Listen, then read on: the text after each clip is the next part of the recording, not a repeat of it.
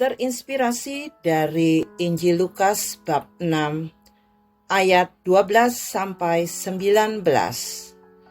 Suatu ketika pada hari-hari itu pergilah Yesus ke bukit untuk berdoa, dan sepanjang malam ia berdoa kepada Allah. Ketika pagi tiba, ia memanggil murid-muridnya, lalu memilih di antara mereka 12 orang yang juga disebutnya rasul.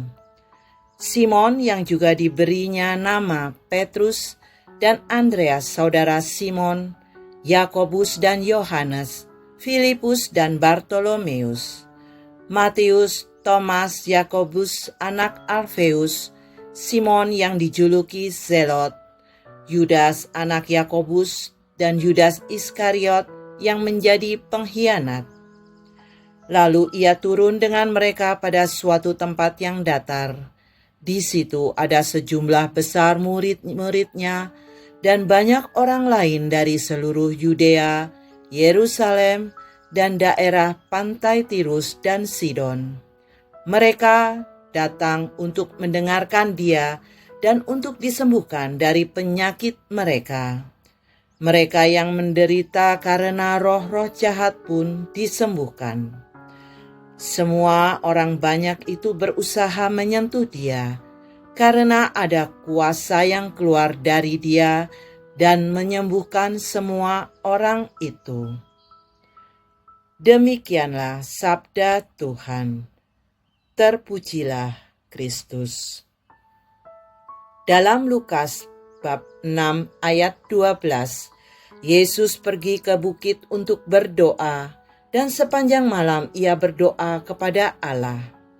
Hal serupa juga tampak dalam bagian lain kitab suci.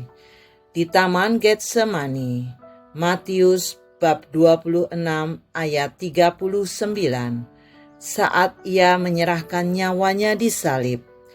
Lukas bab 23 ayat 46, sebelum membangkitkan Lazarus. Yohanes bab 11 ayat 41, dan ketika ia mendoakan murid-muridnya. Yohanes 17. Dari ayat-ayat ini kita belajar bahwa Yesus selalu mengawali setiap keputusan dan tindakan penting dengan doa. Baginya, doa bukan sekedar rutinitas, melainkan jalan untuk membangun komunikasi yang erat dengan Allah Bapa. Melalui doa itulah Yesus menerima kekuatan untuk menjalankan perutusannya. Bagaimana dengan kita? Apakah kita sudah membiasakan diri untuk berdoa sebelum mengambil keputusan atau memulai kegiatan sehari-hari? Apakah doa kita hanya kita panjatkan ketika menghadapi masalah? Bagaimana saat kita memperoleh keberhasilan, keuntungan, atau kebahagiaan? Apakah kita juga datang kepada Tuhan dengan ucapan syukur?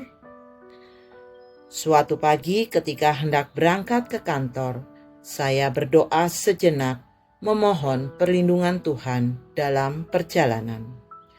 Sepanjang jalan, saya merasa heran karena hampir di setiap persimpangan saya selalu mendapat lampu hijau. Alhasil, saya tiba di kantor lebih awal tanpa hambatan. Saat itu saya tersadar, Tuhan yang membukakan jalan sehingga saya dapat sampai dengan selamat dan tepat waktu. Saya pun hanya bisa mengucapkan syukur kepadanya. Doa bukan hanya meminta, tetapi juga menyembah, memuji, bersyukur, dan membuka hati untuk mendengarkan kehendak Tuhan.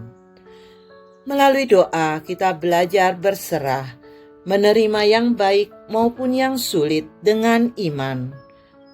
Dengan doa pula, kita dimampukan untuk mengasihi, mengampuni, dan menghidupi firman Tuhan dalam keseharian. Mari kita semakin rajin berdoa, bukan hanya di saat sulit, tetapi juga dalam setiap langkah hidup kita. Dengan demikian, kita akan semakin dekat dengan Allah dan peka terhadap kehendak-Nya yang Ia nyatakan melalui firman-Nya. Marilah berdoa. Allah Bapa yang Maha Rahim, terima kasih atas berkat yang Engkau berikan kepada kami. Semoga kami rajin berdoa dan menjalin komunikasi yang intim dengan-Mu, sebab Engkaulah Bapa kami yang sangat mengasihi kami semua. Amin.